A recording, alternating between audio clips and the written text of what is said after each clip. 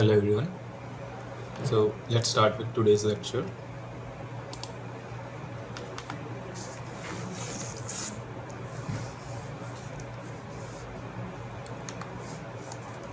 So this is session number 6, whereby we are solving your doubts related to the NPTEL course of Chemical Process Control.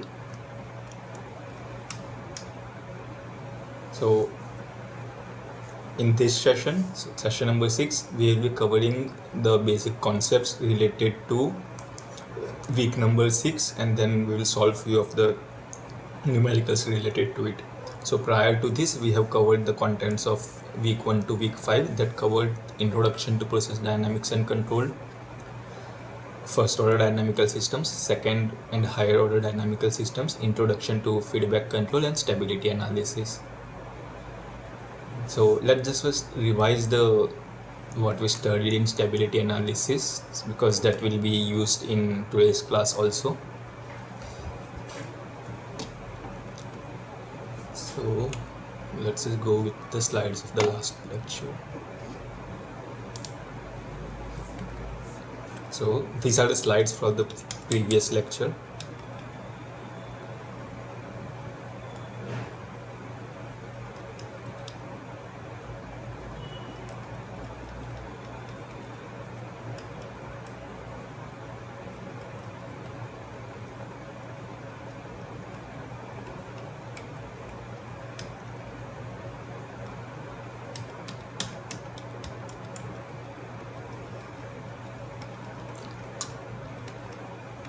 Yes.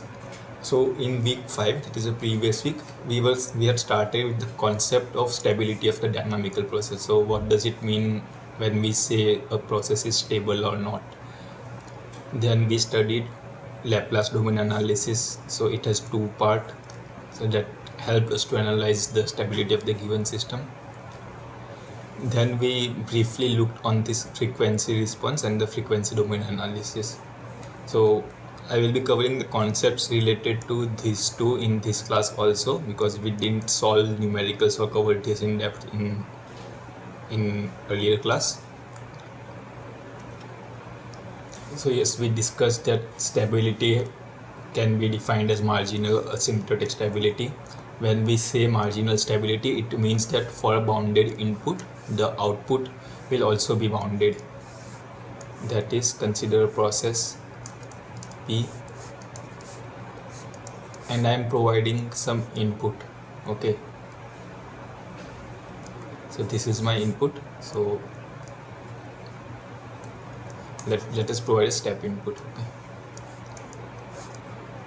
so I am providing the step input, and if the output is bounded, so in this case the maximum value can be demonstrated by this line, then such a process is called as marginally stable. When I say bounded, it means the output can also oscillate. So if the output is such that it keeps on oscillating, but there is some maximum limit beyond which, maximum as well as the minimum limit which it won't cross, that is, it is bounded in this range, then such a system we call it as bounded stable. Then such a system we call it as marginally stable. Whereas in case of asymptotic stable, the system will reach to its original steady state. So earlier the system was at steady state of this point, and in this case over here, so after the step input has been provided, the system should reach to this original point. That is, after a few of the oscillations, it should reach over here, the original steady state. It may or may not take oscillations, but ultimately the goal is that the system should reach to the original steady state. Then only we can say that the system is asymptotic stable. Then we studied about this Laplace domain analysis, whereby we studied different kind of criteria, that is Roots-Hurwitz criteria, whereby we analyze this array, and based on these rules we can comment on the stability of the system. So in this particular approach, we don't need to calculate the roots of the system, whereas in the earlier approach, what we used to do is we used to find the roots of the characteristic equation, and then if the roots of the characteristic equation, or you can also say the poles of the system lies in the left half plane of the system, that is this half plane, then we can say that the system is stable. And if even one of the roots of, or even if one of the poles of the system lies on this right half of the plane, then we can say that the system becomes unstable.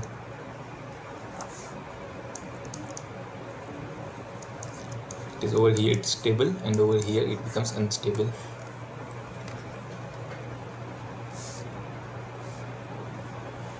Then we studied this direct substitution method. So this substitution method is what I discussed over here. So what we need to do is we need to substitute s equal to j omega and then find the roots of the system.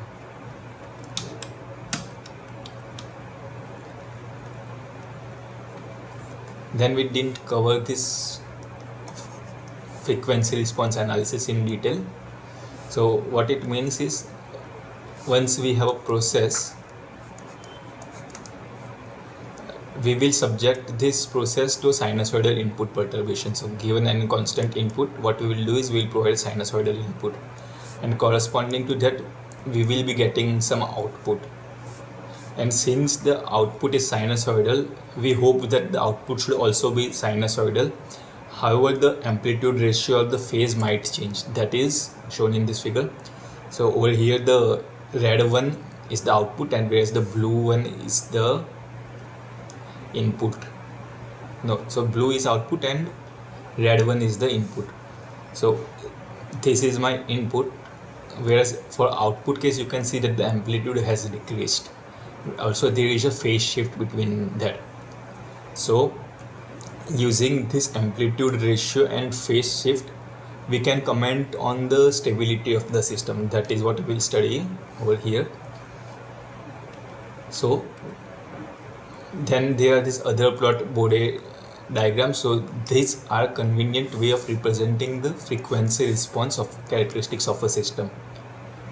So if the process is subjected to different frequencies, that is omega, then how will the amplitude vary?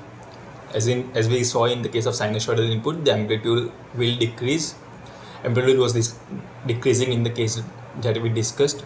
So this plot shows that as we keep on changing omega, that is ultimately omega tau, so how will my amplitude ratio decrease? So the plot, this Bode plot will plot with the amplitude ratio as well as omega tau. So and then corresponding to that we also plot this phase and this omega tau, basically the phase angle and omega tau. So there are few of the characteristics of this Bode plot, such as this low frequency asymptote, that is when omega is less, then the amplitude ratio is almost 1. That is over here. If omega tau tends to 0, then the amplitude ratio is 1, and such a kind of response, or such a kind of this region is known as low frequency asymptote. Similarly, if omega tends to infinity, that is omega tau tends to infinity, then we can see that the frequency is very high.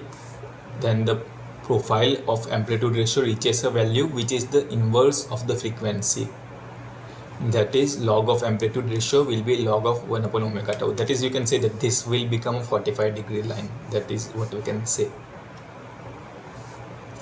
Then the two asymptotes meet at a point where omega tau equal to 1. So this is our low frequency asymptote,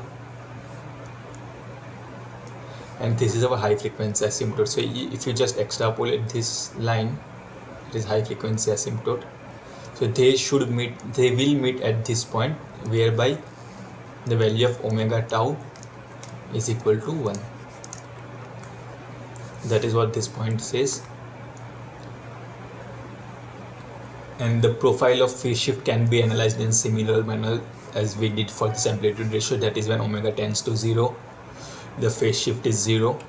That is over here, where the omega is 0, the phase shift will be 0. Similarly, for omega tau equal to 1, the phase shift will be minus 45, and omega tau of high, it will become minus 90. So this Bode plot that we studied was for a first order system. Similarly, if we are having a second order system, then the Bode plot might differ, but the characteristics will remain more or less similar.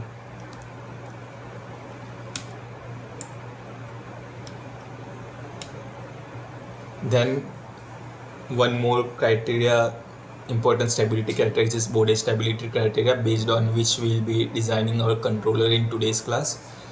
So this Bode stability criteria uses the Bode plot as that we discussed right now. So it states that a feedback control is unstable if the amplitude ratio corresponding to the open loop transfer function is greater than 1 at phase crossover frequency. The value of controller gain is a decisive factor in order to ensure its stability. So basically what it says is the system will be unstable if amplitude ratio is greater than 1 at omega at phase crossover frequency. So how do we define this phase crossover frequency? So that we define it over here. So phase crossover frequency omega pc, or you can also say it as omega c0, is the frequency at which the phase shift is equal to minus 188 degree. That is, if phase shift is minus 180 degree, that means at that point you can say that omega will equal to the phase crossover frequency, that is omega c0. Similarly, we have gain crossover frequency, that is the frequency at which the amplitude ratio is 1. That is, if amplitude ratio equal to 1, that implies that omega is the gain crossover frequency.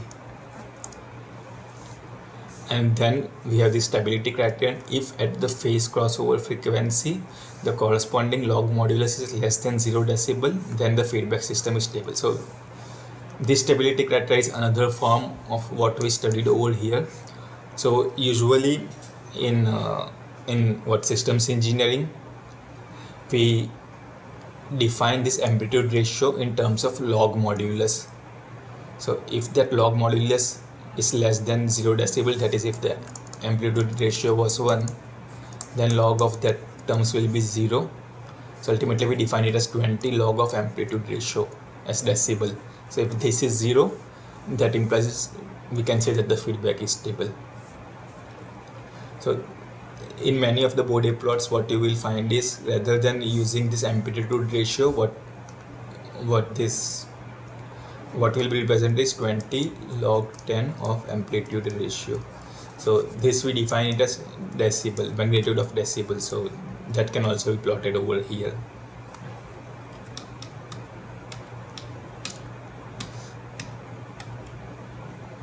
So yes, in terms of stability, this graphical representation states that at the crossover frequency, it states that at phase crossover frequency the amplitude ratio should be less than 1, and phase crossover frequency is when the phase shift is equal to minus 180 degree. So over here you can see that this is a phase shift and this is minus 180 degree, and corresponding to this point that we are getting is our crossover frequency, that is phase crossover frequency. This you can write it as phase shift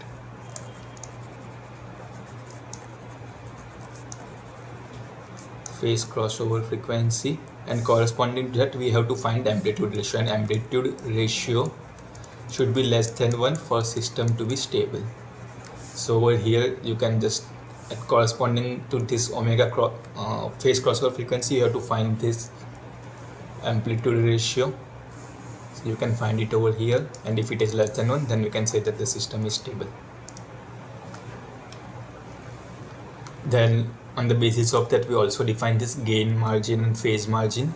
So you can consider them as kind of safety factor. So basically gain margin is defined as 1 upon amplitude ratio, whereas phase margin is defined as 180 degree plus 5, that is our phase shift. So this states the same thing, that how do we define this gain margin and phase margin, that is discussed over here. So yes, phase margin can be written as 5 plus 180 degree, whereas gain margin is written by this.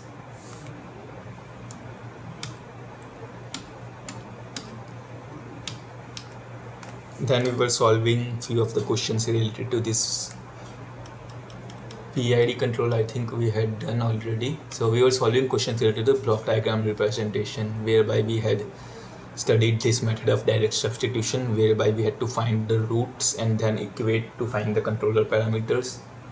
Then we also studied about this root array. So in this question,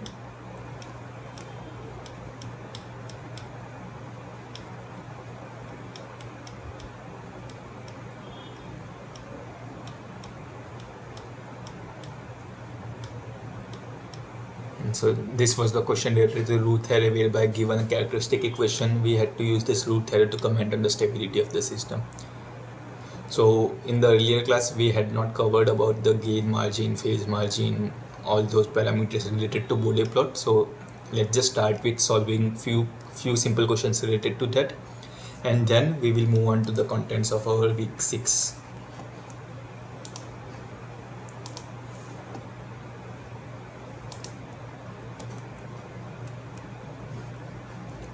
So these are the slides for week 6. Just give me a minute.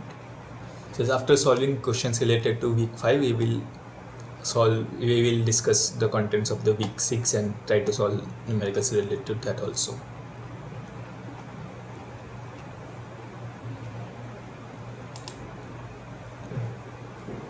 So this is question number 1. So this states that for a closed loop system shown in the figure, the phase margin is dash. Okay.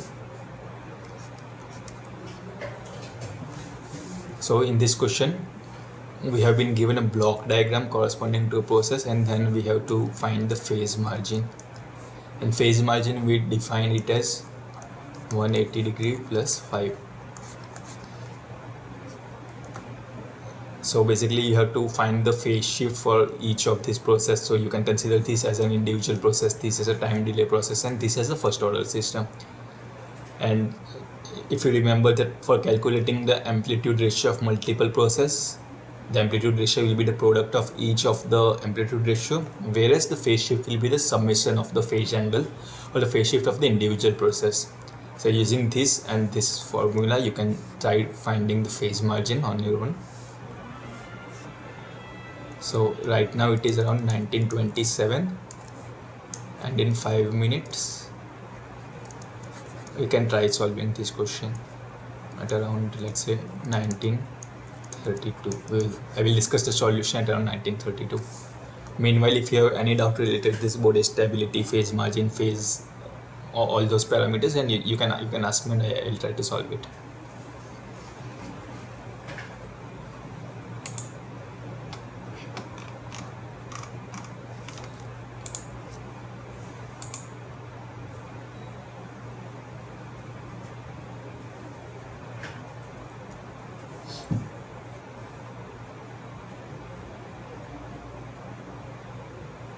Just to remember, for calculating the phase margin, so this is basically kind of your stability analysis, or you can say the safety factor. So this phase shift should be calculated when amplitude ratio is 1, or you can say, so this is your gain crossover frequency.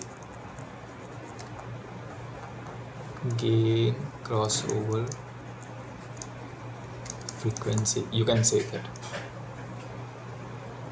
So you can't just find this angle from each of this process, you need to find them when the amplitude ratio is equal to 1. So yes, you need to use this also.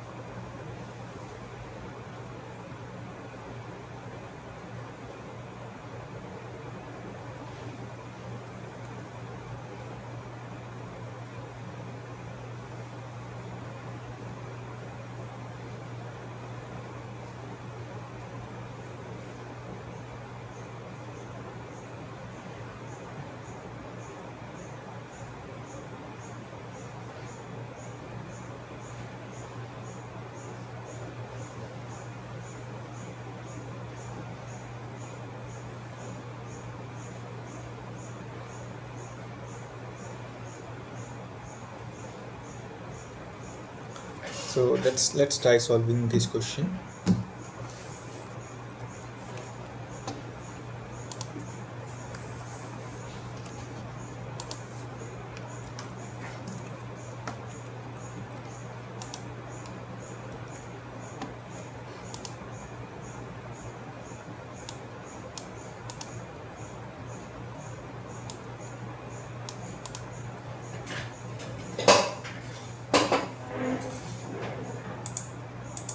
Okay.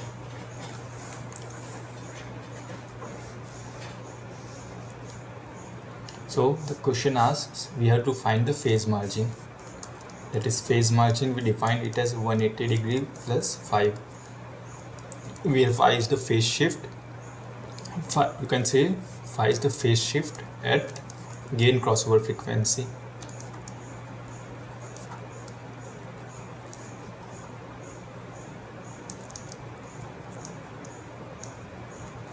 And gain crossover frequency, we define it when amplitude ratio is 1. So that is, for amplitude ratio equal to 1, we have to find the value of omega, and using that omega, that is basically our gain crossover frequency, we have to calculate the value of u, and then we can find the value of pm, that is phase margin.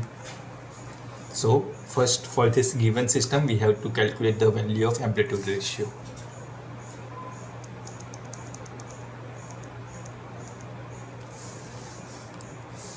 Sorry. So yes. So amplitude ratio for this system will be, for Kc it will be simply Kc into, for this delay term it will be 1, and for this first order system, that is 1 upon tau s plus 1, we studied it as 1 upon under root of omega square tau square plus 1. So that will become Kc into 1 into 1 upon under root of omega square tau square plus 1. So this omega will be gain crossover frequency when amplitude ratio equal to 1. So we have to solve this question in order to, we have to solve this equation in order to find the value of omega. That is, the value of Kc is provided as 5 upon under root of omega square, and tau is 0.5, so tau square will be 0.25 plus 1 is equal to 1.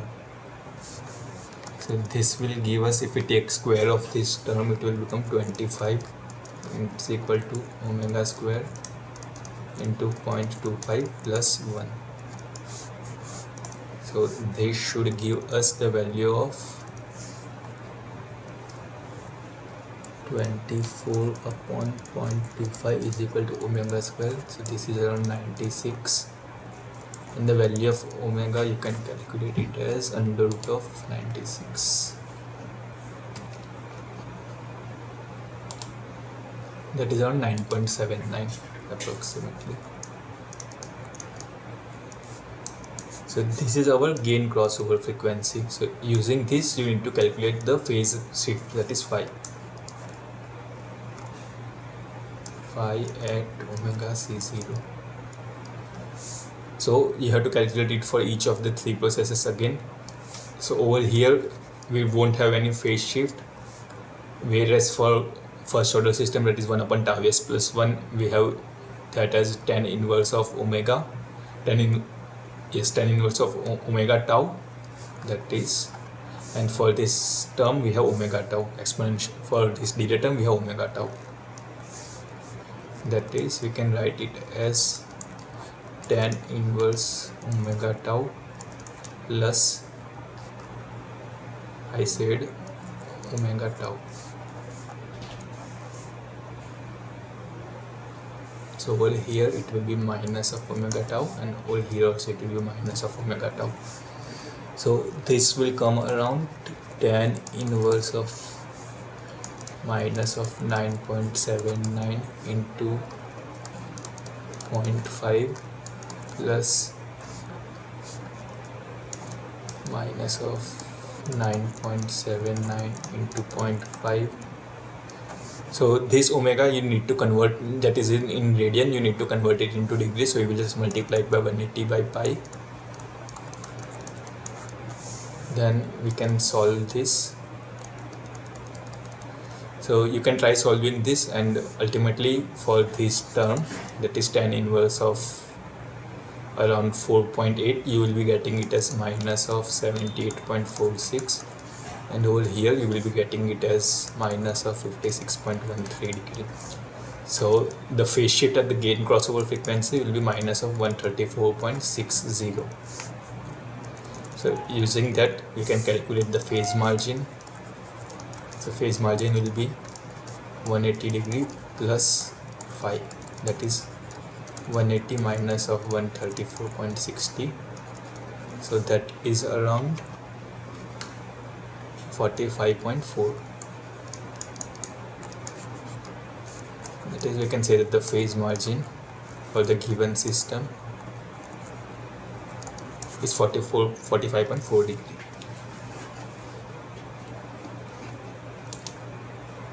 So yes, that is what we had found in the solution also. The phase margin is 45.4 degree. So if you have any doubt in this question, you can just unmute yourself and ask, or else we will move on to the next question, or else you can ask while solving this also. So in this question, we have been asked the open loop transfer function of a process with proportional control gain of Kc is dash. Based on Borel criterion for closed loop stability, the ultimate gain Ku of the controller rounded to 2 decimal places is dash. So we have been given a transfer function for an open loop.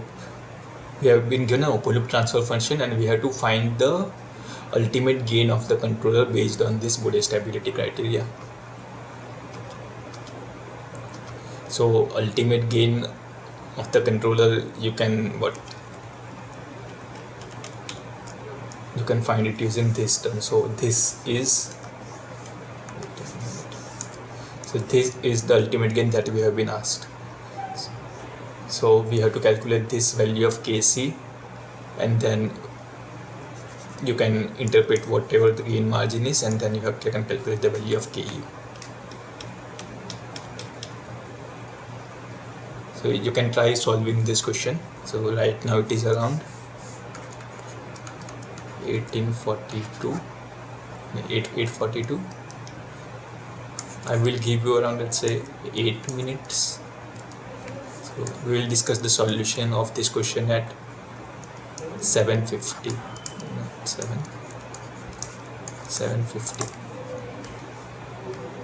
So just to write the formula, the value of Kc is defined as Ku upon gain margin. So gain margin is nothing but inverse of the amplitude ratio at, again, this phase crossover frequency at, you can say that, omega c0. So what you have to do is you have to first find this value of frequency omega, then you have to calculate the amplitude ratio, and then you can find the value of k. Yes, you can find the value of the ultimate gain of the controller.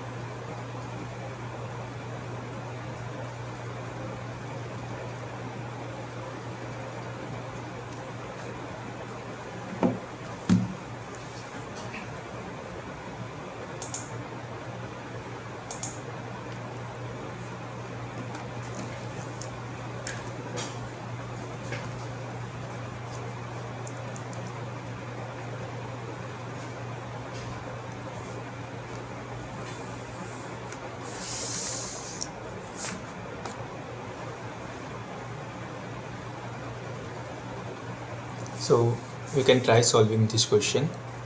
So in this question, given the open loop transfer function and using the Bode criteria for closed loop stability, we had to find the ultimate gain of the controller, that is Ku. So we already discussed related to the concept, in the concept related to the gain margin and phase margin, that is we can write the controller as Kc upon, so this is our ultimate gain upon Gm, so this is our gain margin.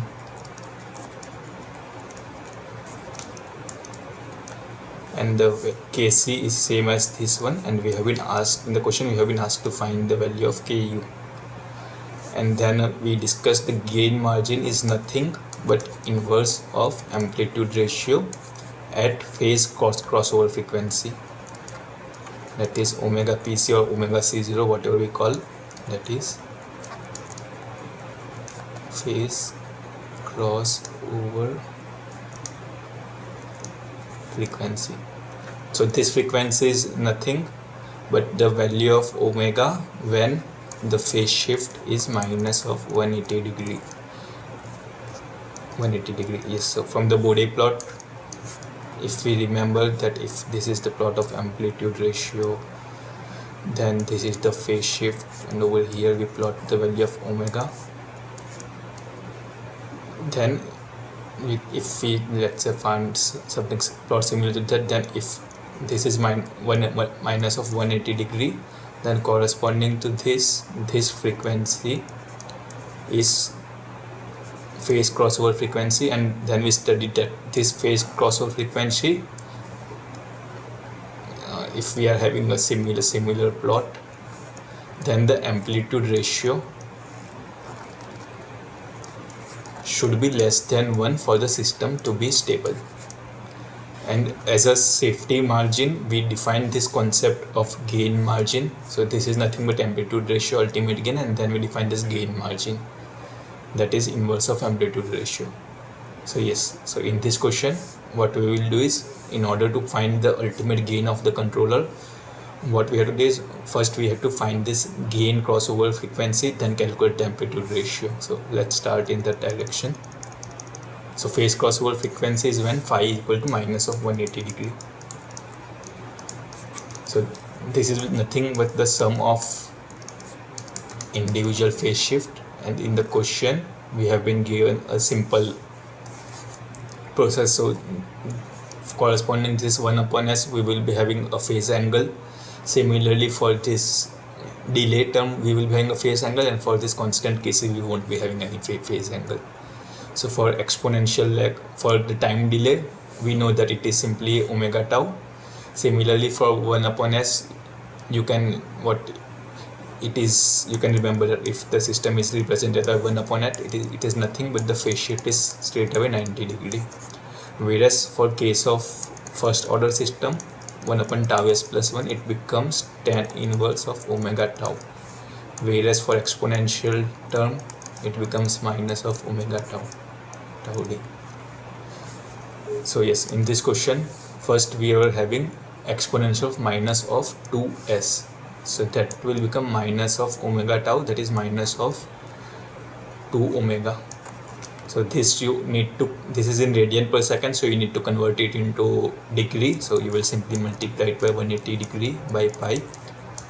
Similarly for 1 upon s, that is an integrating process, you can just write it as 90 degree. So this should be equal to minus of 180 degree.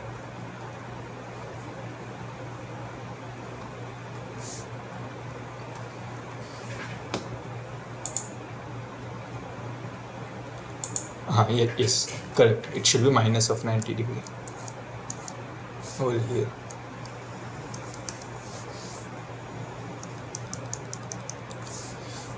So this will become minus of 2 omega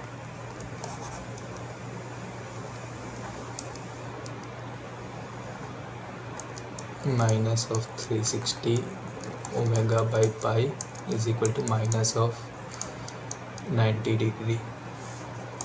So it's the value of omega will come around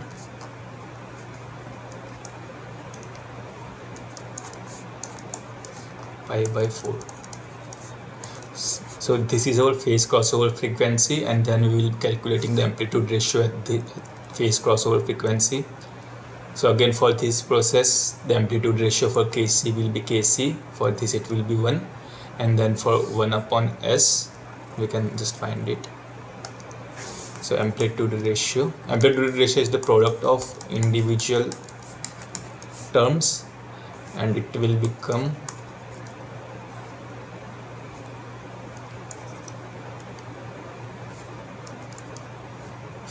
it will become 1 into Kc into 1 upon omega, that is 4 by pi.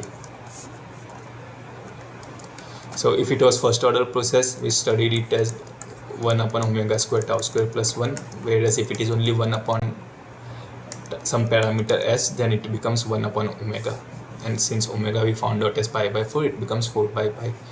So this amplitude ratio becomes 4 Kc upon pi, and gain margin is nothing but 1 upon amplitude ratio, and it will become pi by 4 Kc. So this is what we found out as gain margin, and now in order to find the ultimate gain, that is Ku, it is nothing but Kc into gain margin. So it will come around pi by 4. So the value of ultimate gain we found out as pi by 4.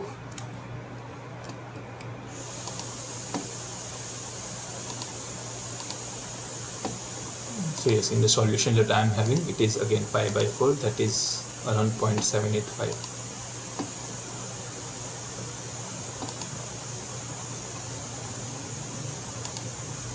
Then similar to the previous question, in this question we have been given an open loop transfer function, and we have to find the value of Kc for a gain margin of 1.7, whereas in earlier case we had to find the value of Ku. And in this case we have been given the frequency of phase margin as this, but I don't think we'll be discussing this question. This is a simple straightforward formula. I think we can discuss this question number 4, and then we can move on to, after this we can try solving, we'll cover the concepts of this week, that is week 6. So this is question number 4,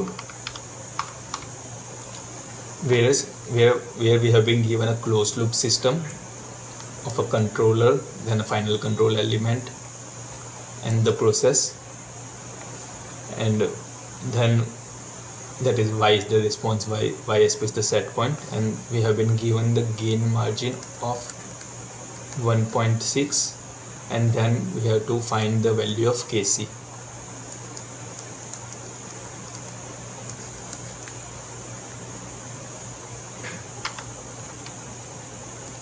So again, just to revise the gain margin, gain margin is nothing but inverse of amplitude ratio, and that amplitude ratio should be calculated at the phase crossover frequency. So the first thing that we need to do is, using this phase crossover frequency, that is phi overall as minus 180 degree, we have to we have to calculate the omega, then we have to calculate the value of amplitude ratio at that point, and that will help us find the value of Kc.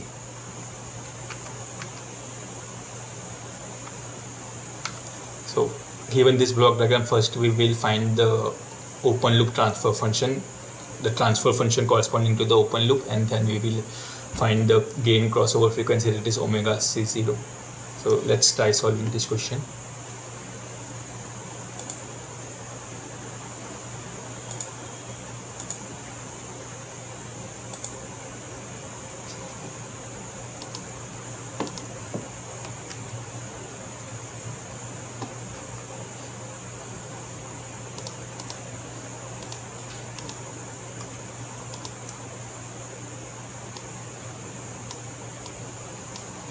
So just to write the important points, gain margin is 1 upon amplitude ratio at omega C0.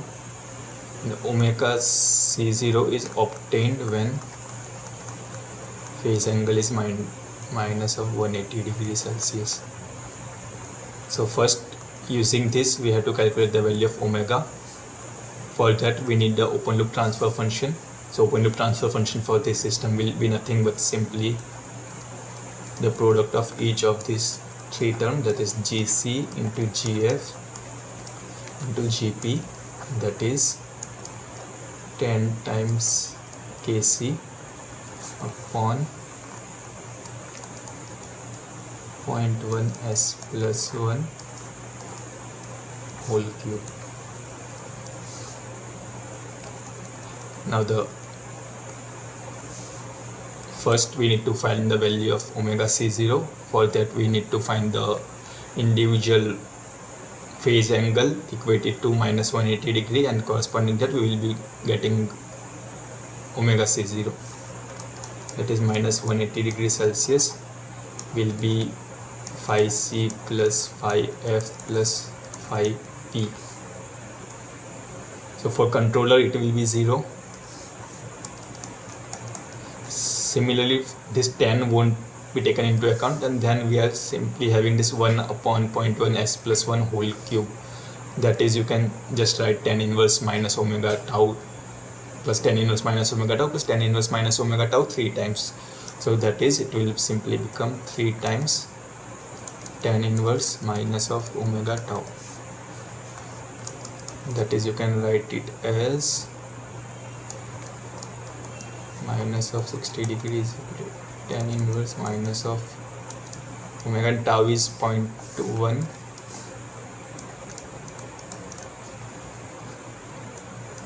So if you just take 10 of 10 on both the side, so it will be 10 of 60 is root 3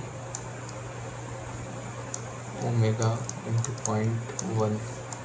So the gain crossover the phase crossover frequency we found out as 10 times of root 3. Now once we have this, we have to calculate the value of amplitude ratio at this point, amplitude ratio at this frequency.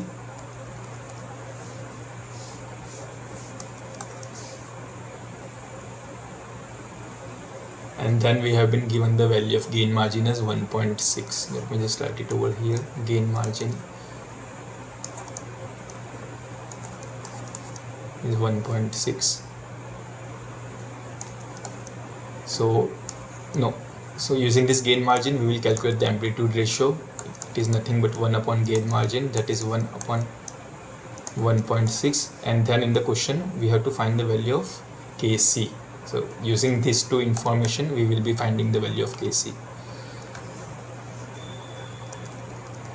That is, we have to find the amplitude ratio and then equate it to this 1 upon 1.6.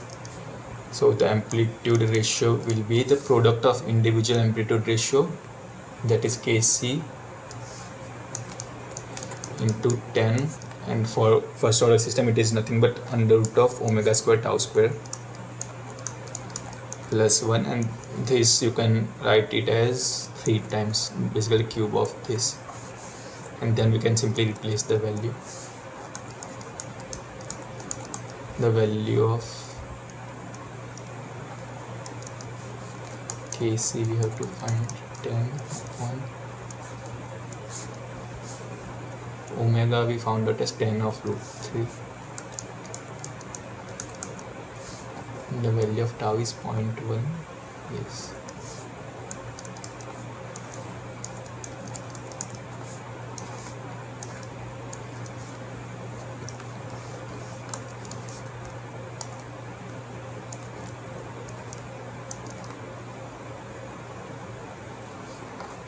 So this will become 1 root 3 whole square, 3 plus 1 4 2 8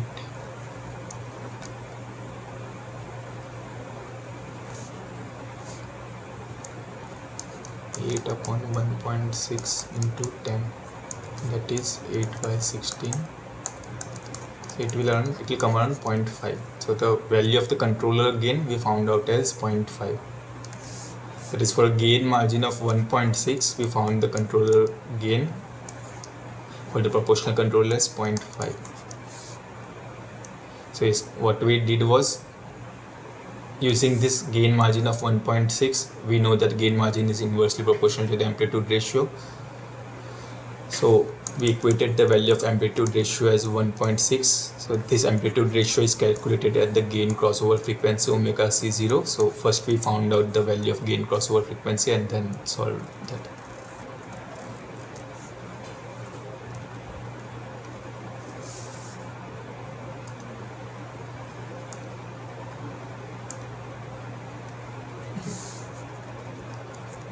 So yes, the value of Kc is around 0.5.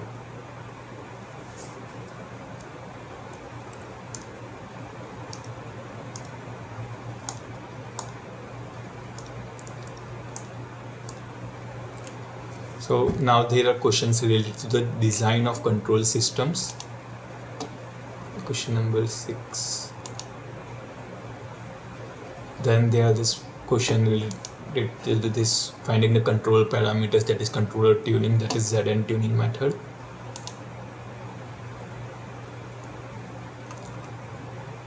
So we will try looking on the concepts related to the design of control systems. After that we can just again take a look on few of the questions related to this stability, maybe Routh array. So this question is related to Routh array,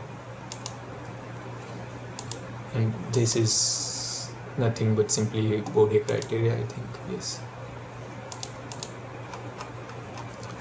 So let's start with the contents of week 6.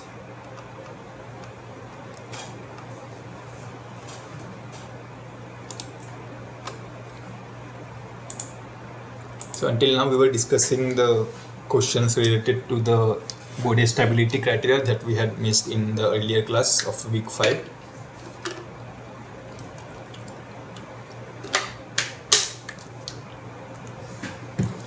So now we will start with the contents of week 6 that are related to the design of the control system, which involves different subtopics. So the first one is synthesis problem.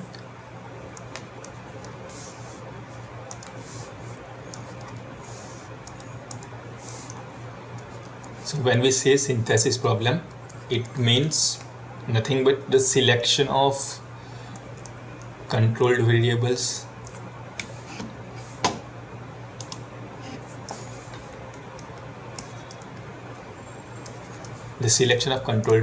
manipulated variables, or you can say the output variables or measurements. Let's just call it as OV.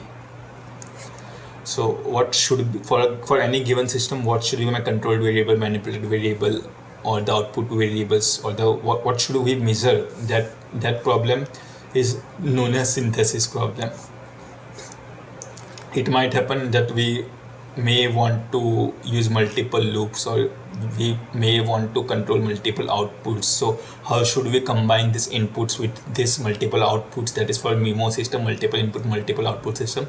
That can also be addressed by the synthesis problem. So once we have this synthesis problem, we will be having an idea about what are the parameters that we need to control, and using which inputs we can control these parameters. Once we have this, we need to define what controller should be used.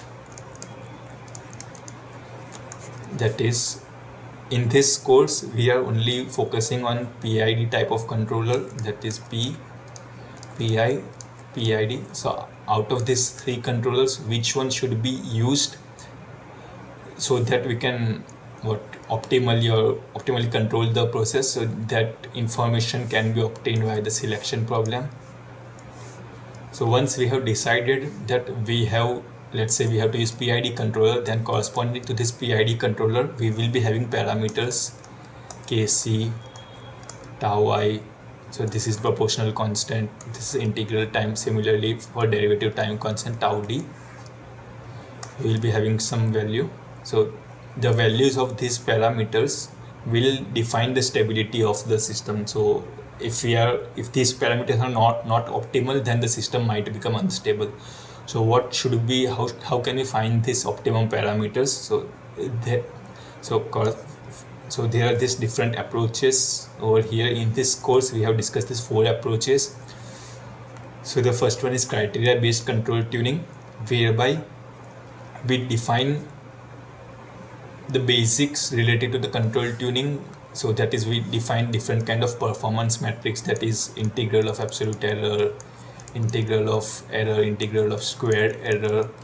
So using this performance metric, we can just take different values, different combinations of kc, tau I, tau d, perform multiple experiments, and then try to minimize these values by changing this parameter. So such a kind of approach is known as criteria based controller tuning. But again, for complex systems, we will be having a large set of these controller parameters, and it will become difficult to run experiments or simulate each of this process. So then we have, so from this criteria based controller tuning, we have derived certain heuristics based controller tuning. So in this we will be having open loop tuning, then we will be having closed loop tuning. So based on this open loop tuning and closed loop tuning, we will be having some correlations. So using these correlations, we can find this controller parameters kc, tau I, tau d. Then we have this direct synthesis based controller tuning, in which we provide the desired response that we want to the transfer function. We provide the desired response to the system, and then using the desired response, we find this value of controller parameters. So when we say desired response, I'll just provide my desired transfer function. That is, if I want ys corresponding to my some input xs, so this will form nothing but my desired transfer function. So once we have this block diagram, then I can find the response of that block diagram and then equate it to my desired response, and then find this parameters kc, tau I, tau d. So that is what we mean by direct synthesis based controller tuning. And then ultimately there is this frequency response based controller tuning. So this is nothing but very closely related to the body stability criteria or the phase margin that we already studied right now. So in this, what we can do is, given any process, we can just provide sinusoidal perturbation as an input to the system, and then we can observe the output of the system. And if the input amplitude ratio is AL, then we can see that if the amplitude ratio is less than 1 for gain crossover frequency, that is when phi equal to minus 180 degrees Celsius, then we can say that the system is stable. So using this criteria, we already solved numericals whereby we found this controller parameters kc. So that approach is known as frequency response based controller tuning. So let's start with each of these topics in detail. So I think all these are more or less theoretical topic, and most of the numericals related to these are straightforward, whereby we have to find the value of ultimate gain KU and then use the tables of related to this heuristic based controller and then find the controller parameters. So let's just let's just take a look on the theory related to this synthesis problem and selection problem.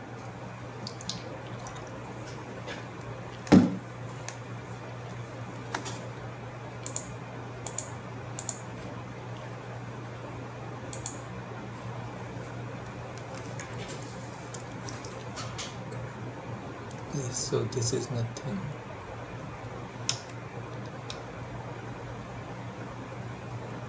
So yes, in the course lecture, sir had discussed this gas surge tank, whereby we were having this tank pressure and we have an output.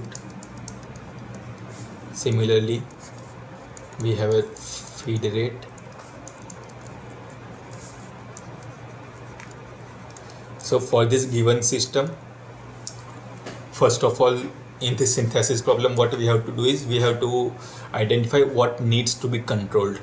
So let's say we need to control the pressure of this tank, then the pressure becomes our controlled variable. Then the second objective will become how can we control the pressure of this tank. That is basically what are our manipulated variables. So the first thing is the feed flow rate. So feed flow rate we can control it by changing this valve. So if we increase the feed flow rate, then the pressure might increase. Similarly, we can also manipulate the output flow rate. So if we increase the output, then the pressure might decrease. And what we can do is we can change both of this feed as well as output simultaneously.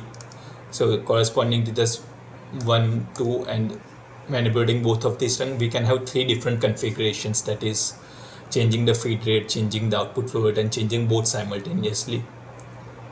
Then for case of multiple inputs, we can also have a doubt that how can we pair each of this system. So how should we pair the output with input? So if we are having 2 inputs, so in this case, let's say, how should we pair this pressure with output valve, or the pressure with input valve, or with the pressure with both? So, and if we had this multiple sensors P1, P2, P3, so which sensor should we use, which measurement should we use? So that is our third synthesis problem, or third part of the synthesis problem. So each of these problem can be addressed by the synthesis by synthesis problem. So yes, in this case we had these 3 strategies to control the pressure by changing the inlet flow rate, outlet flow rate and the both. However, when we have multiple input, multiple output, then it becomes tricky to explore each of these combinations. So for such a scenario, we are having certain rules of thumb, or you can say guidelines, to select controlled variables, manipulated variables, or the measurements. So that we will discuss right now. So that is what I have discussed over here. So it may not be economically possible. It may not be possible or economical to measure all the outputs, especially chemical compositions, and there may not be enough manipulated variables that can facilitate to control these outputs. And if there are multiple control loops, then few of the control loops may be impractical because of the slow dynamics. So that is what we can't control each of the output variables, and we need to find which of the given output variables will give us the more optimum performance. That is, given multiple output variables, which should we first select as an output variable that needs to be controlled. Similarly, given multiple manipulated variables or given multiple controlled variables, we need to select which one should be used. So over here I have just written down few of the guidelines. So the first one is controlled variable, that is, in case of our surge tank,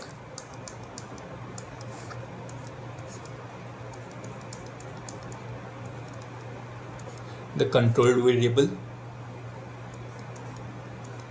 is pressure. Okay, so if we want to control the pressure, then it will become the controlled variable. And then the measurements. So if we measure the pressure, then it becomes the measurement variable also, and if we are manipulating the output flow, then it becomes the manipulated variable. So the first guideline is all the variables that are not self-regulating must be controlled.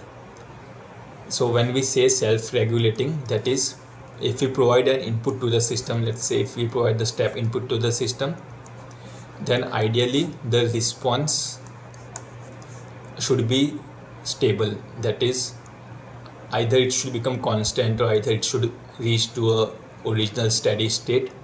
That it should be self-regulating. It should not happen that once we increase the input, the response should not keep on increasing, or it should not keep on exploding, or it should not keep on oscillating with an increasing amplitude. That is what we mean by self-regulating. It should be bounded. Then the second guideline is to choose the output variables that must be kept within equipment and operating constraints. This means that, let's say, if I'm using a pump to control my flow rate, and this pump has a design parameter that it should operate at less than 300 degrees Celsius. So in such a system, I need to control the feed temperature of the pump also, such that if the feed temperature increases beyond 300 degrees Celsius, then the pump operation will also increase beyond 300 degrees Celsius, and in such a scenario my pump will undergo a breakdown, so it will fail to work. That is why we need to control the feed temperature in this case. That is what we mean that output variables that strongly affect it. So in this case it is pump. Similarly, if our aim was to control the product quality, then let's say if temperature was affecting my product quality, then we need to control the product quality also. So this is the third point, that if we are, so the second point was nothing but related to the equipment and operating constraint. So this part is related to the machinery. Similarly, if we are manufacturing a product, then the third part will be related to the product quality. Then the fourth point is choose the output variables that seriously interact with other controlled variables. That is, if we are having the multiple controlled variables, then we need to choose the output variables such that we need to choose the output variables that seriously interact with controlled variables.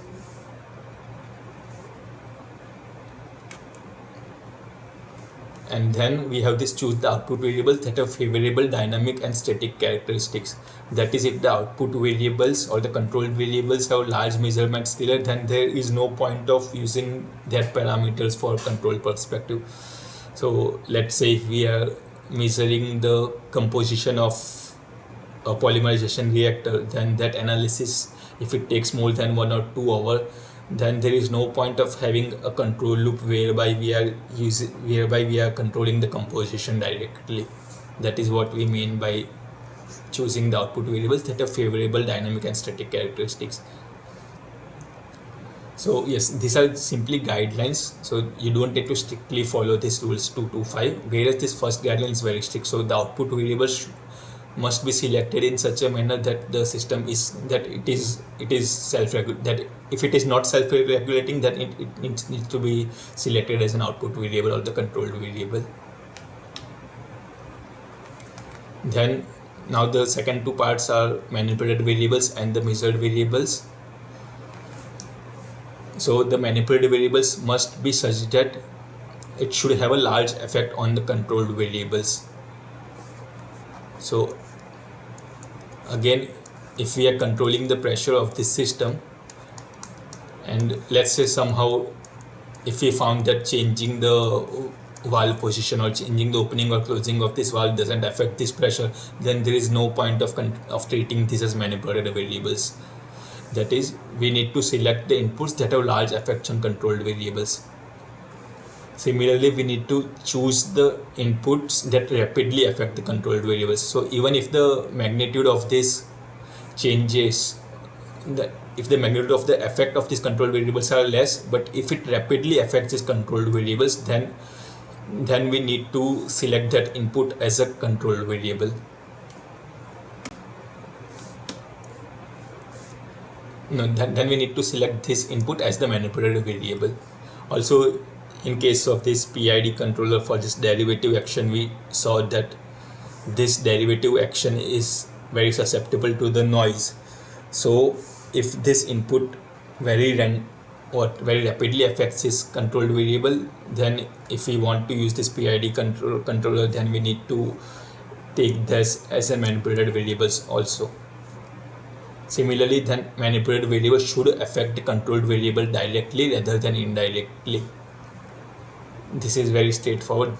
That is, the manipulated variable should affect the controlled variables directly. Then the last one is the measured variables or the measurements. That is, if we want to, let's say, control the pressure of the system, then what should be my measurement? So it is obvious that if you want to control the pressure of the system, then the measurement variable should be the pressure at any given point within the surge tank. So yes, for the guidelines related to the measured variables, it states that the reliable and accurate measurements are essential for good control.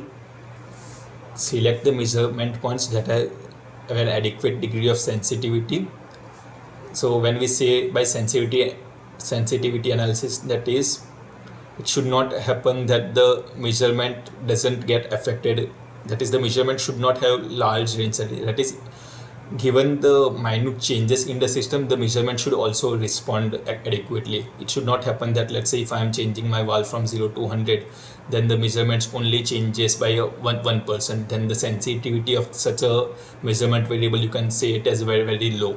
That is, the measurement point should have a high degree of sensitivity. Then the third point is related to time delay. That is, the measurement point should be such that it should minimize the time delay. So let's say if we have an option to control the system by measuring temperature as well as composition, then it is obvious that we should select temperature as our measured variable, because temperature can be measured instantaneously, whereas composition measurements will take time. That is what this third point states, that the measurement point should minimize time delays. So once we have this synthesis problem, from the synthesis problem we have an idea of what should be my output or the controlled variable, manipulated variable, and the measurements, or let's say YM. So once we have an idea of this, we can pair our measurements with controller.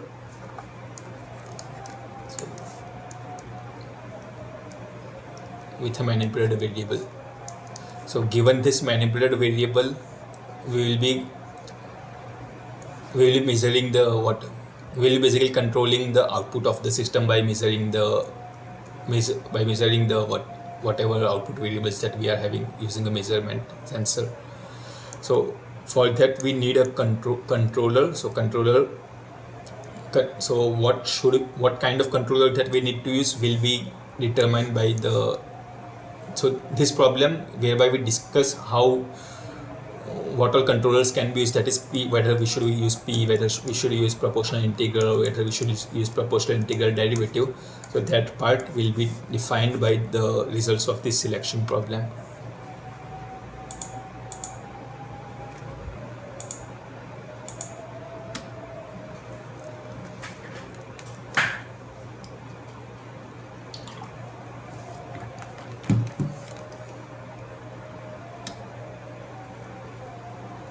So then there are again these few rules of thumbs in the selection problem. So these are nothing but the observations that we studied in the earlier class related to P, PI, PID controller. So the first one we studied was this proportional controller will always have an offset. That is, if in the given system we don't want an offset, then we need to integrate, we need to augment this proportional controller with some another control action. Then we studied about this P integral action.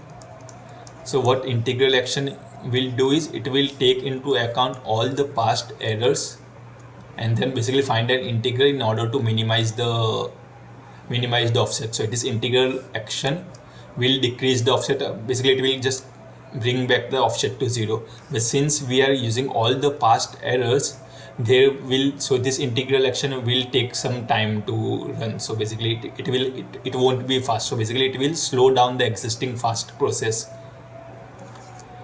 So if we want to remove the offset from the system, we will be using the PI controller. But again, if the system is already very slow, then PI controller will incorporate a delay in the system, and then the control might not be optimal. So then we can use this PID controller. So what derivative action will do is it will just find the derivative of the error at this given time. So that will do nothing but give us the future trajectory of the error. So the integral action will take into account all the past error, whereas the derivative action will give us the idea of the future action. So let's say if at this point I'm having a noise due to which I see a spike in my measurement, so there the error at this particular point will be very high. So this may not be my actual measurement, however this can be a noise. So even if the presence of noise, my new trajectory will change significantly because of the presence of this spike in the measurement. That is, once we use this derivative action, we can say that the system will, if the system is prone to noise, then this derivative action might make the system unstable.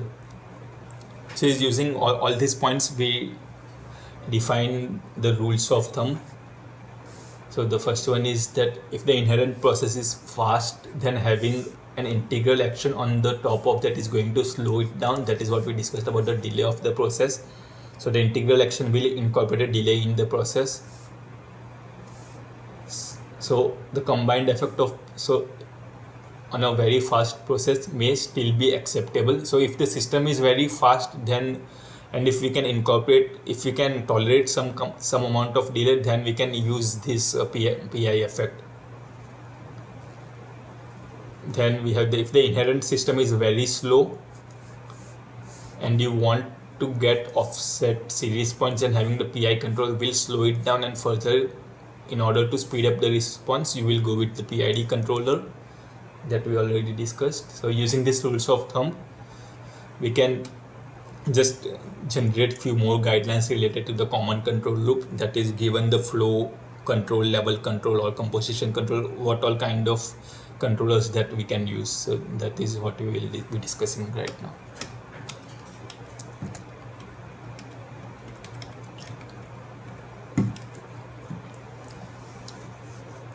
So I will just go briefly through these slides, but these slides should be available in the Google Drive for you to look. So flow control loops are very widely used in the system. So for example, they are typically about half of all the control loops in a larger continuous processing plant. And then flow and pressure control loops are characterized by fast responses. That is, you can see that if I just increase my manipulator, if I increase the control element or the control valve, then the flow will increase very instantaneously. That is what we mean by this fast responses. So this is applicable also for pressure control. However, these disturbances in flow control systems tend to be very frequent, but even if they are small, they are very, very frequent. So basically, since they are frequent, we can term them as high frequency noise. So since this flow rate, what we first found out that they are very fast responses. So since they are very fast, they have fast dynamics, we can straightforward use the PI controller. However, since there is noise or the disturbances tend to be frequent, we usually prevent this disturbance, we usually prevent this derivative control action. And in most of this flow control example, we don't tolerate the offset. That is why we mostly use this PI control for this flow control. Similarly, in case of liquid level, most commonly used controllers are this P and PI controller. So if we can tolerate the offset, then we use PI proportional controller, or else we will use the PI controller. Then I don't think so. Yes, in this case also we don't use the derivative action because the level measurements are often noisy as a result of splashing and turbulence of liquid entering the tank. So let's say if I'm having a tank, so in most of the industrial scenario, in order to measure the liquid level, what we have is a differential pressure transmitter. That is, in industry terms we call it as DPT. So what it will do is it will just measure the pressure at this point using the formula PATM plus rho GH. So this height is nothing but the level of the tank. Now it might happen that if I am having a feed flow rate, or if I am having the feed at entering at this point. Then due to this feed entering, there might be the presence of bubble or splashing, due to which the height measurement might be inaccurate, due to which the pressure, due to which this DPT won't act perfectly, that is the level won't be measured perfectly. So that is why, due to the presence of the splashing and turbulence of the liquid entering the tank, we don't use this derivative action, because this splashing and turbulence are a noise to this system. Then we have this pressure controller. So again, this control of this gas pressure is very similar to this liquid level. So yes, as we discussed, in order to control the pressure, yes, it will be very, very similar to liquid level, and that is why we again use the PI controller in this term also. And then derivative action is not normally needed, because the process response times are usually quite small as compared to that of the process operations. That simply states that this pressure control is also fast dynamic. Then we have this temperature control. So common guidelines for this temperature control loops are difficult to state because of the wide variety of process and equipment involving the heat transfer and their different time scales. Also, then for multi-thermal, also due to the presence of time delays or multiple thermal capacitance, we'll usually place a stability limit on the controller gain. And then we use these PID controllers. PID controllers are commonly employed to provide quicker responses that can be obtained with PI controllers. So in case of temperature control, we straightforward use this PI controller,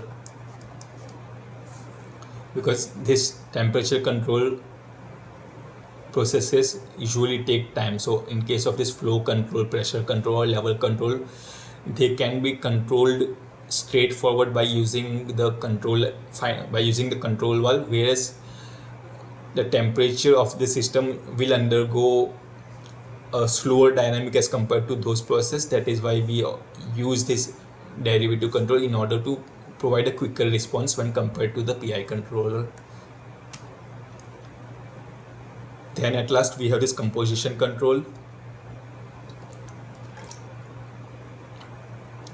So again, these are very similar to control. This composition control is very similar to temperature control. However, the measurement noise is more significant problem in composition loops, and the main major point is there is significant time delay associated with measuring the compositions. So that is why even if we are using derivative process, the response, the time delay associated with the system will be very higher. That is why we don't usually use this PID controller directly in order to use the composition controller. What we can do is we can use another advanced control processes such as this model predictive controls, similar stuffs in order to control the composition. Or what we can do is we can use this inferential control. So let's say if I know that for a given process, at a given set of temperature, at a given set of pressure, I can develop a process model such that given this temperature, given this pressure, I can find the composition. Then if we have to control the composition, then rather than controlling the composition, we will use this process model in order to control this temperature or pressure. So basically what we will do is we will infer the composition of this of our product by using these inputs, temperature and pressure. So such kind of control is known as inferential control. So that is, we infer the composition through a secondary controlled variable, and most of the time this is a temperature control. So rather than controlling the composition directly, we will control the temperature. That is, we know that if temperature goes beyond certain limit, then the composition might deteriorate. That is, the product quality might deteriorate. Then in such a scenario, we will monitor the temperature of the product stream and try to control that. So yes, these were the basic concepts related to the selection problem and the first we discussed about the synthesis problem, and then we discussed about the selection problem. And now we will take a look on this criteria based controller tuning. So yes, so the tuning problem straightforward means that what should be my controller parameters such that I get the optimum performance of the process. So how can we define the optimum performance of this process? So for that we are having different criteria based on which we can judge whether the system is performing, whether the system is close to stability, or whether the system is performing in a desired manner or not. So over here, let's say if the response to my system is such kind of oscillating and this is my desired set point. So this is my first response. So let's say for underdamped system, we studied that the response would be oscillating. Similarly, if I am having a critically damped system, then the system will straightforward reach to the set point without oscillation. So this is our second kind of, you can say, second kind of controller performance or second kind of controller response. So given this 1 and 2, which one of the controller parameters that is would be more suitable, or which is the more optimal process? So that we can find it using different criterias. So there are these performance criterias. So the first performance criteria is that the closed loop system must be stable. The second is the disturbances should be minimized, that it should provide good disturbance rejection. Then rapid or smooth responses to the set point changes should be obtained, that is the system should not be oscillating very frequently, or the overshoot should not be high, or you can say that the decay ratio should be lower so that the system reaches the set point very fast. Similarly, the offset should be eliminated. Then the system should not take the control action very frequently, that is excessive control action should be avoided, and the control action should be robust, that is it should be insensitive to process conditions and to the inaccuracies in process model. So let's say if the first order system is given by Kp upon tau s plus 1, and these are the approximate process model. So even if the controller parameters changes from Kp to 1.05 Kp, then if my controller is able to control this parametric system or this new model also, then I can say that it is insensitive to the changes in the process parameters or process condition. That is, given the changes in these process conditions or process parameters, the controller can still control the process, then we can say that the control system is very robust. That is, it should be insensitive to the changes in process conditions or the process models. Again, each of these objective might not be feasible to achieve simultaneously. So what we can do is we usually have the trade-off between multiple of these things. Now, in order to quantitatively estimate this performance criteria, we have this integral error criteria. So these are nothing but integral of absolute error, integral of squared error, integral of time weighted absolute error, and integral of error. So if we take a look on this plot of two of those things, so over here, so these are the plots related to the integral of absolute error. So if we are having a, let's say, regulatory problem whereby we want to minimize the rejection, then we would aim to reject the disturbance. Then what we will do is we will just find this integral of absolute error, that is how much are my responses deviating from the set point. So then if we are having the set point change, that is the servo problem, then what we will do is we can find this integral of absolute error for this set point change. So ultimately my response was at this point, then we can just find the integral corresponding to this set point.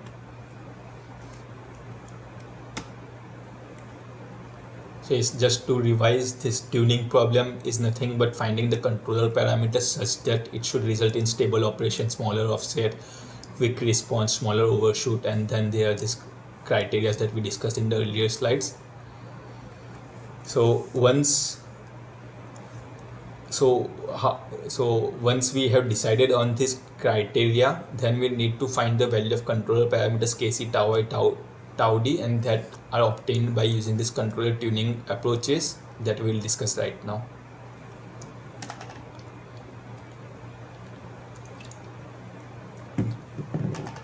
So yes, in case of this criteria based controller tuning, what we will do is we will consider different set of kc, tau I, tau d, and then we can calculate this all this different four kind of errors, and then depending on the error that we aim to minimize, depending on our aim of the process, we can find the value of kc, tau I, tau d. However, we in this case of criteria based controller tuning, what we do is we rely on a lot of experiments or mathematical analysis. It might not be feasible to run experiments for each of this process.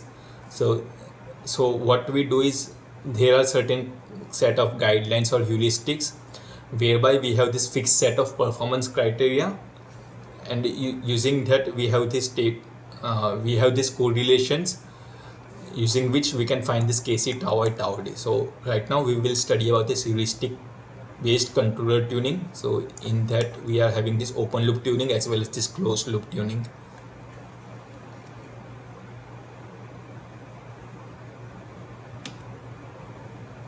So this is heuristics based controller tuning. So the first method is the open loop tuning. So in open loop tuning, what we will do is first we need to find the approximate process model of the system. So given any process, what we will do is we will subject that system to a step change,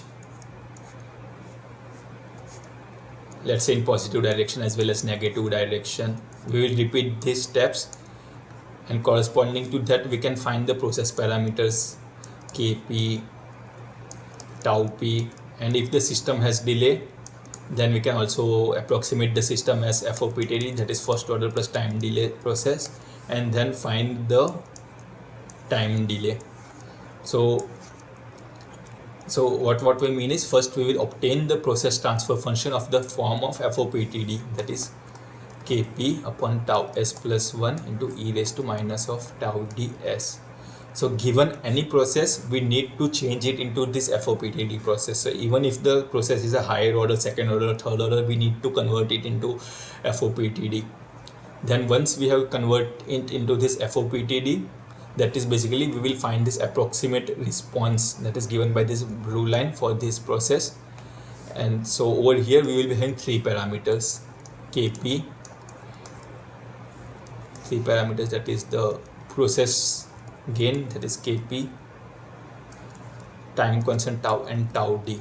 And using these three parameters, we have this Cohen-Kuhn method states that you can set the controller parameters using this table. So once we have approximated any given process as this first order plus time delay process, we will be having the value of kp, tau, and tau d, and we will be using this in order to find the controller parameters, that is kc, controller gain, integral time, tau d, straightforward by using these parameters.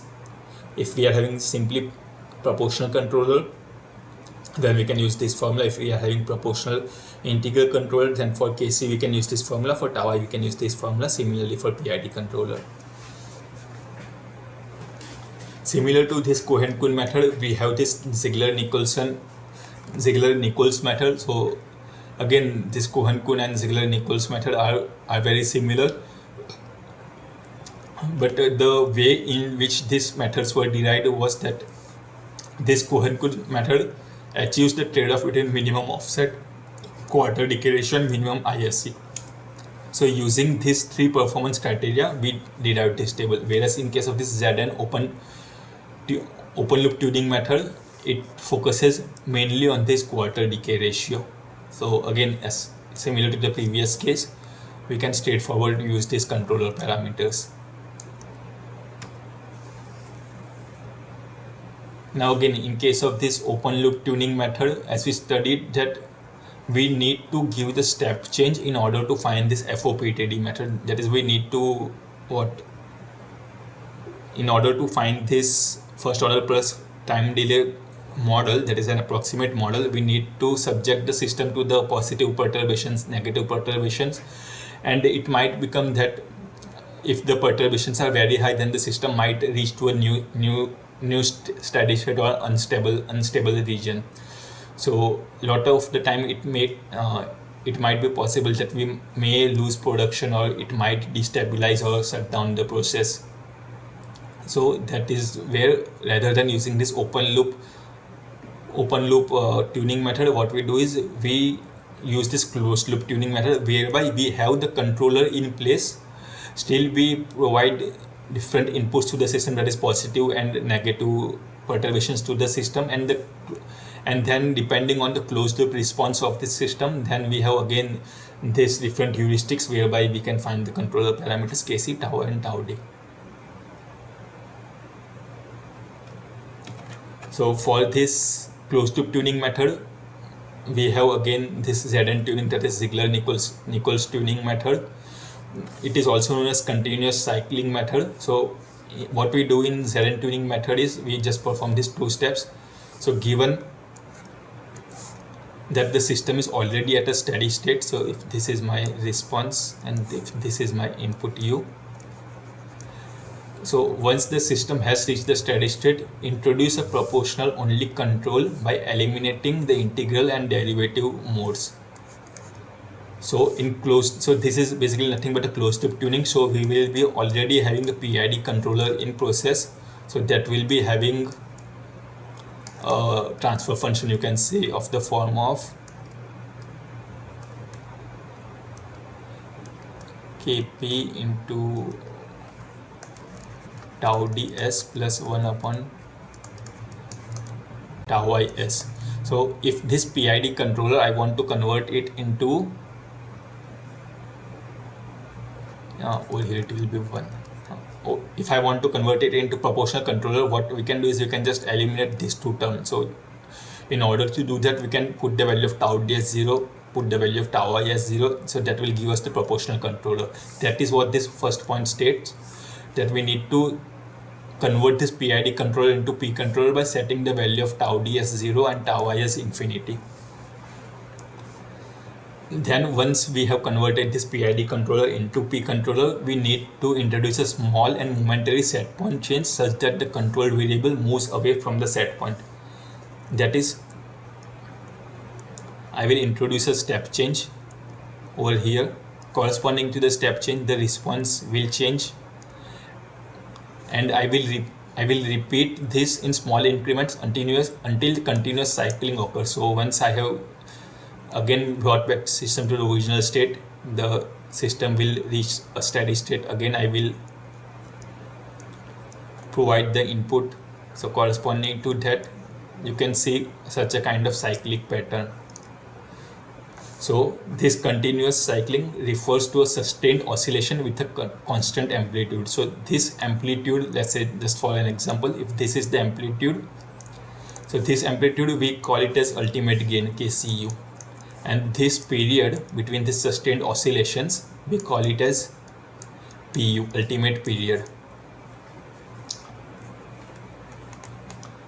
So yes, we will change the set point. Once the system has reached the steady state, we will again bring back the set point, and then after bringing the set point, we will again wait for the system to reach the steady state, and then we will keep on repeating this process continuously in order to find this ultimate period PU and this ultimate gain KU. And then on the basis of these two parameters KCU and PU, we have this Zn tuning correlations that can be used. So yes, this ultimate period is nothing but peak to peak time. That is basically, this thing is PU and this thing is ultimate gain KU. This thing.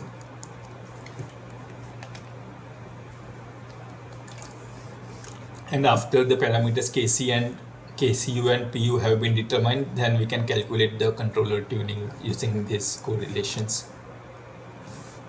So rather than using this experimental KCU and PU, what we can do is we can also use this Bode stability criteria in order to find this ultimate gain. And using this ultimate gain, we can use this Zn tuning parameters. Then similar to Zn tuning, we have this TL, that is Tyrrell-Leuben tuning rules. So this is also nothing but a very similar table. So in both of this process, what we need to do is we need to provide cyclic inputs to the system and then find the ultimate gain and the periodic and PU, that is the time period of the ultimate time period of the system, and then use this table in order to find the controller parameters. Then there are this disadvantage that the trial and error determination of KCU and PU can be quite time consuming and the dynamics are slow. So given these disadvantages, we usually resort to advanced control process whereby we can use this multiple control loops. But that is not the point of this course. And then in direct synthesis method, so this belongs to a class of method known as model-based control, whereby we will use the information about the process model in order to come up with controller parameters. That is what we discussed earlier also. So given this standard block diagram, if my aim is to, let's say, servo problem, okay, then my transfer function will become y upon ysp upon g open loop upon 1 upon g cl. And if my aim is regulatory control, then the transfer function will become y upon disturbance, since we have to minimize the disturbance, and then the transfer function will again become 1 upon g open loop plus 1 upon g open loop. So this is our desired response. So what we will do is we will provide this value to this given system. So this system will be already having this controller block GC, and then we will equate both of this desired response. So then this will become desired, and based on this we can find the controller parameters, that is Kc, tau I and tau D. So yes, for the set point change or the servo problem, we can have the block transfer function of the block given by this. We can simplify this by clubbing each of these parameters, that is all the controller blocks, all the transfer function block apart from this controller, and then we can take the inverse in order to find the controller transfer function. Over here we will provide the value of y upon ysp, that is the desired response that we want. So for example, if our desired response we want it to be first order system, then we can provide this y upon ysp as 1 upon tau cs plus 1. So we'll just replace this tau cs plus 1 over here, and then we can find the controller parameters. Similarly, if we want first order plus time delay process, we can just replace the desired response by this process. Then similarly for second order plus time delay process, we can do the same thing. So once we do these things, we can see that we can find these controller parameters straight away by using this formula.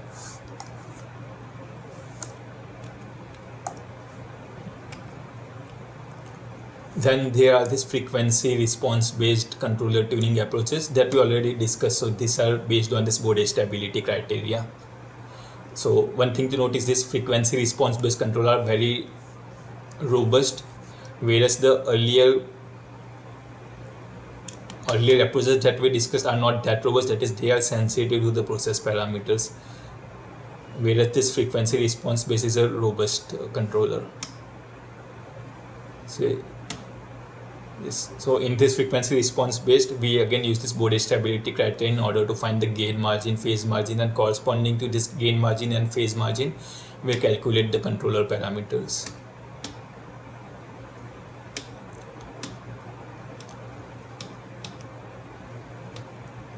So as I think this much is sufficient for today's class. So in this class we just covered the basic theory related to this, you can say the tuning of the controller parameters. In next class we will move on to the contents of week 7, and then we will solve numericals related to both of this week 6 as well as week 7 simultaneously. So we will use this ZN tuning method in order to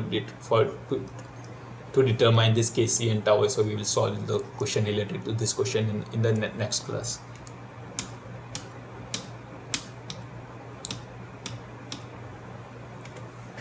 So yes, if you have any basic doubt related to the contents discussed in today's class, you can just ask, or we can end today's call.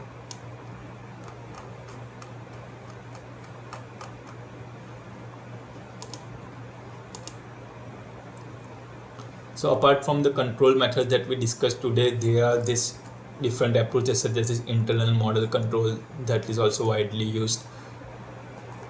Then we can use computer simulations in order to run this trial and error method, or we can use this online tuning once the control system has been actually installed in the plant. But whereas in this course we have only focused on this direct synthesis method, control tuning correlations, and frequency response techniques.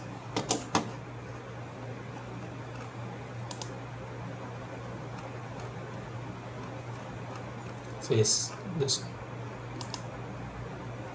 So until now we have studied about week 6, that is design of feedback control systems. In next class we will study advanced control topics and then try to solve numericals related to both of these weeks. So the numericals of both of these weeks will be very simple, so they are nothing but basically conceptual questions.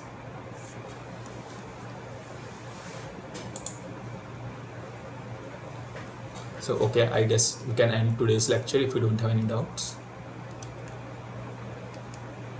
Thank you for joining.